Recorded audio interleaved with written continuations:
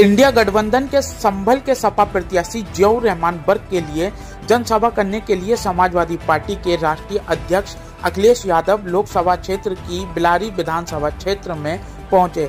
सपा प्रत्याशी जियाउर रहमान बर्क ने राष्ट्रीय अध्यक्ष अखिलेश यादव की मौजूदगी में कहा कि ये चुनाव मेरे लिए कोई खुशी का चुनाव नहीं है। तो वहीं राष्ट्रीय अध्यक्ष अखिलेश यादव ने बीजेपी को घेरते हुए कहा कि ये सरकार वाले प्रशासन के माध्यम से भूसे के लिए दबाव बना रहे हैं। इस बार किसान इनको वोट देने नहीं जा रहा है। इस बार किसान और गरीब गांव के रहने वाले लोग बीजेपी का सफाया करने जा रहे हैं। साथ ही अखिलेश यादव ने बीजेपी के 400 पार के नारे पर सवाल उठाते हुए कहा कि ये जो बीजेपी वाले घूम भी रहे हैं, पहले इन्होंने 400 पार का नारा दिया और दूसरा चरण हुआ तो ये 400 का नारा भूल गए। जनता 400 पार नहीं, इस बार जनता 400 सीटें हराने जा रही है।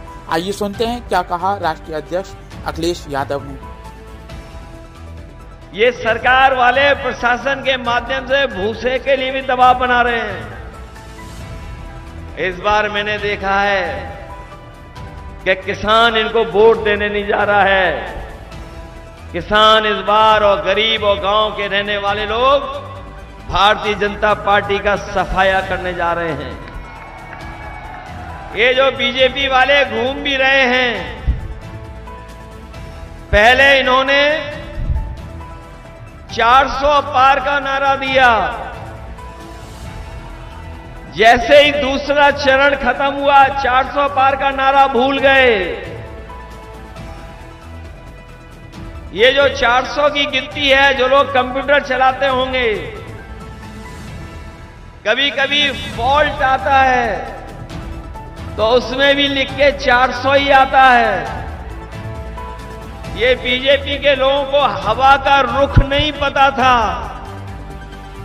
इसलिए 400 पार कह रहे थे। जब उन्होंने जनता की भावना देखी, सुनी, समझी कि जनता 400 पार नहीं, इस बार जनता 400 सीटें हराने जा रही है। भारतीय जनता पार्टी अपना नारा भूल गए। मैं संभल के लोगों से अपील करना चाहता हूं कि जब भारतीय जनता पार्टी की सबसे ज्यादा हार वाली सीटों की गिनती हो, देश में जहां सबसे ज्यादा वोटों से भारतीय जनता पार्टी हारी हो, उस गिनती में भी संभल लोकसभा आना चाहिए। और इसलिए क्योंकि ये जहां श्रद्धांजलि देने का भी चुनाव है, ये चुनाव विशेष परिस्थितियों में हो रहा है। आप में से बहुत सारे साथियों को पता होगा कि हम लोगों ने टिकट यहां से बहुत ही लोकप्रिय और आपके बीच के नेता शफीकुर रहमान बर्क साहब को सबसे पहले दे दी थी, लेकिन किन परिस्थितियों के वजह से हमारे बीच नहीं रहे। इसलिए जहां ये श्रद्धांजलि देने का चुनाव है, किसान की आय दोगुनी नहीं हुई, नौजवान को नौकरी नहीं दी, और अब तो भाषा बदल गई।